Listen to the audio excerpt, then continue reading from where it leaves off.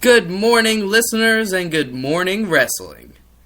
You're here with the Slew and my co-host, Charles X. Today marks a most monumental event. Today, July 17th, 2017, is the start of Marks vs. Smarks morning show. Good morning, wrestling. And it's gonna be me and Charles X here every morning for the next forever, the rest of your lives. Charles is trying to get the twit machine working. Yeah, I'm on this thing trying to make it work, and I'm not doing too good. My phone's froze, but that's not on me. You hear the problems happening. It's not charging. But anyway, welcome to Good Morning Wrestling. Get used to it, people. This is how things are going to work on here. We put not that much effort into it, but we put all the heart into it, alright? All the heart's there. All the ideas are flowing. You know? It's just the technology. The technology isn't what we want it to be all the time. But that's not what we're here to talk about. We're here to talk about wrestling and wrestling news. This is Good Morning Wrestling. This is the new Marks vs. Smarks show. Are you excited, Charles? Of course I am. This is going to be the new daily show. Don't forget about it. We're going to bring you your daily morning dose of wrestling knowledge and information. We're like Folgers for some people. The great taste. For the people who we get along with, we'd say. Yeah. I think that we're two guys, we love wrestling. We love wrestling, we live wrestling, we breathe, we bleed. We're a couple of marks. We're a couple of marks here that fancy themselves smarks. Yes, we are. And I think we're all marks. I think that being a mark, I think you got to have a little mark in you. And I ain't talking about Wahlberg. You've got to mark out at times, and you've got to be a fan of what you're watching. If you're not a fan of what you're watching, we have. Are you? Oh, okay. I thought you were looking at the Twitagra machine. Mm-mm. Twitagra. Do you know what that's from? No. Twitagra? It's in Hot Tub Time Machine. So is it the drink? The drink that they need? He's talking about going back in time and mixing things together, and he would mix Twitter and Viagra. But anyway, that's obsolete, as some would say. But yeah, wrestling. And speaking of obsolete. Speaking of obsolete, yeah. How do you feel about we can kick it off with that broken gimmick coming to the WWE? I don't know. Since we're here to talk about the news, what's the news on it, Charles? What have we heard over the weekend? I don't have too much broken news about this, but there's a few things that we've heard. Well, I've heard that Jeff Jarrett is kind of going back on his word, it seems like, in a Twitter war with Rebby Sky, where she revealed that she can't say anything. She would pay a fine every time she tweets about TNA. You think they don't give a shit? GFW, sorry. You think she doesn't care? Seems like she doesn't care. Well, she said that, and then was saying that they're going back on their word. So she's saying she's not going to have to pay since they're going back on their word. Yeah, so it's either put up or shut up now. And what they were saying about it, and we heard this in Pro Wrestling Unlimited, I think that they call themselves. Pretty good news source or whatever. That the guy who runs TNA or Impact is not wanting to sign it due to, they came to an agreement and everything's agreed upon other than the guy that has to sign off for it in Impact. Supposedly he wants to get more money or something, Yeah. They have more ideas for the broken gimmick in their company, which I don't see how they could pull anything off that's even like it. I mean, that's absolutely stupid. Just doesn't make sense. I don't understand what's like it. What are you gonna do? Bring them to the Hardy compound? Yeah, it's dumb. There's nothing. You need the drone. You need the Hardys. You need the Hardys. It's not gonna work for anybody else because anything else is gonna be a Hardy ripoff. So, God, how lame would that be if they just brought in old school Diesel, at Razor when they ripped them off? Yeah, really. What if they did that same thing?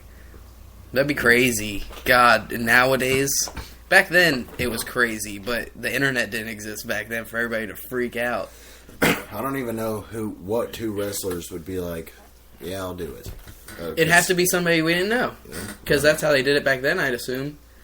Well, we know. That's what I'm saying. I'm saying it'd be a then, career. It wouldn't be too helpful for your career, I'd imagine. No, because after that's done, you'd be done. Kane had a very successful career, but that's not as fake Diesel. So Kane had a successful career, but I bet you anything if they did that now, Kane wouldn't have had a successful career. Because people would find out his real name, people would go to his real Twitter, and people would talk mad shit. And fucking everybody, that would not fly, especially the Hardys.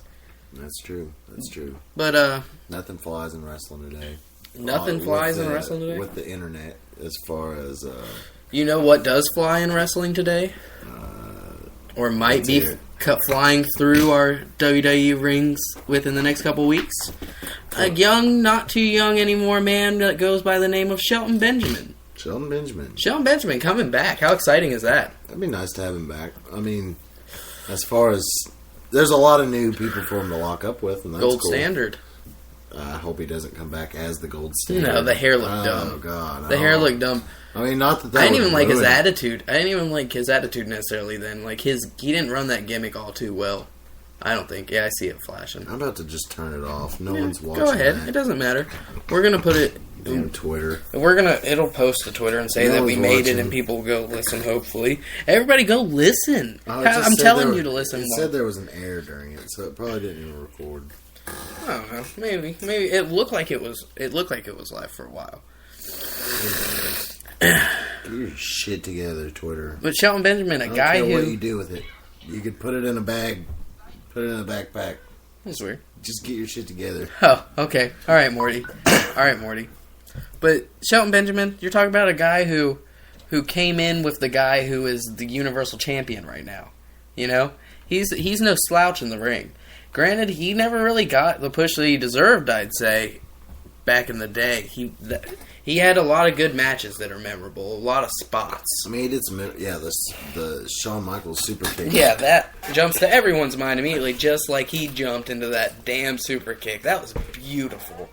I mean, yeah. That's one of the things in wrestling that pop, like if I was like the intro to WWE, you know, all the random shit flying around, like that's one of the things that pops into my mind. That would probably be in that video.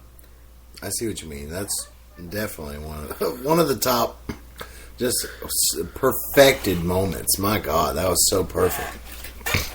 I have to say, as a kid, Shelton Benjamin. Well, not when he was a kid.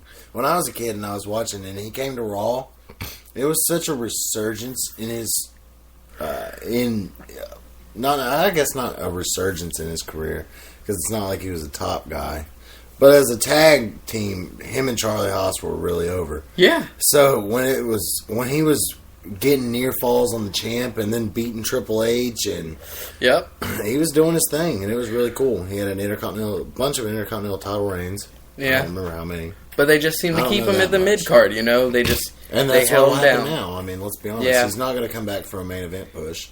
But you know, I bet you anything he'll get in like those 6-pack challenge type shits. Well, yeah, you know? Everyone who isn't. Yeah. It's the land of opportunity. But you see what I'm You'll saying. You'll hear that 1,000 times if you watch SmackDown. One great thing about wrestling right now for me, I guess you could say it's always kind of been like this, but I don't think it has. Everybody's fighting everybody. Like, it seems like granted, it's not as good of a thing because they're having so many like big matches with multiple people, but they're having right now just like, you've seen every matchup that they can have on the main rosters, and that's good and that's bad. It's bad. That's very bad. There's a lot of matchups. I don't think it's too bad. I mean, there's a lot of matchups we haven't I'm saying in the sense of, like, I like the fact that we'll get to see Shelton Benjamin fight AJ Styles, and it won't be a big deal. Like, nobody's going to necessarily be like, oh, God, like, it's crazy. Like, you might want that out of that, but I also like the fact that it's regular for it to be that good. You know what I mean? Rather than it being a surprise that something good is happening. Because that's the way we used to see it. When I'm talking when like 2011, 10, like when it wasn't all that great. I mean, Shelton Benjamin, he is going to come back and fight those guys because they don't Everybody. care. They're not going to save those for big pay-per-views and stuff. Because Shelton's not going to be their top guy, regardless of Raw or SmackDown. It'd be interesting to see him on NXT.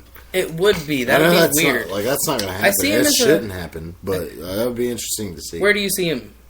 I see him as SmackDown. I don't know. I mean, they promoted him for SmackDown last year before he... He just seems like a SmackDown guy to me. I don't know what it is. He just makes me think of SmackDown. He should go to SmackDown. The A show. The flagship. He should not go to Raw. Sorry. He would just get lost in the shuffle. And that's not a good thing. The ugly shuffle. The ugly shuffle that freaking... that old demon's stuck in right now. But we ain't got nothing on him this week. Well, we kind of do. He's supposed to be... We'll see tonight if he's going to start feuding against Bray Wyatt. We're talking Finn Balor. You think that would be nice? Or do you think that they've plummeted it? Like, my only concern... I didn't hear what you said. I switched over. I said that Finn Balor is lost in the shuffle on Raw. And then I switched it to... I'm saying, do you think that Finn Balor versus Bray Wyatt is anywhere near ready for them to shoot right now? Don't you feel like it needs more setup? I feel like that's... Balor-wise? Just by himself, not against Bray? I don't know. I feel like they've jumped into a few things. I feel like they rushed into saying that they were to teasing a feud in the first place. Yeah, and then they rushed this Bray Wyatt and Seth Rollins feud because that just... I mean, Wyatt beat him twice. It's over. I remember... But think of the entirety of that feud. If you think of Bray Wyatt and Seth Rollins being these two guys who could be in a main event, and their whole feud going the span of one pay-per-view and the Raw after it. That's it. That's all you got out of that. But also think about it in maybe that's set up for Balor. Maybe that's because he beat... Okay, so he beat... Bray kind of has slightly been on a streak. Like, he was on a streak, and then he lost the streak, and then he just now beating Seth Rollins is good. Like, very good, you know? And then you set it up to where Finn Balor is fighting somebody that is set up better than... You know, if he fights Bray Wyatt, who just lost to Seth Rollins, really, what's the surprise in Finn Balor beating Bray Wyatt because Finn Balor beat Seth Rollins? You see what I'm saying? I don't think the... At least that's how it plays out in my head. Let's be honest here. If they're not going to have Finn Balor dress as the demon... Oh, yeah, I'm with you. That's my point.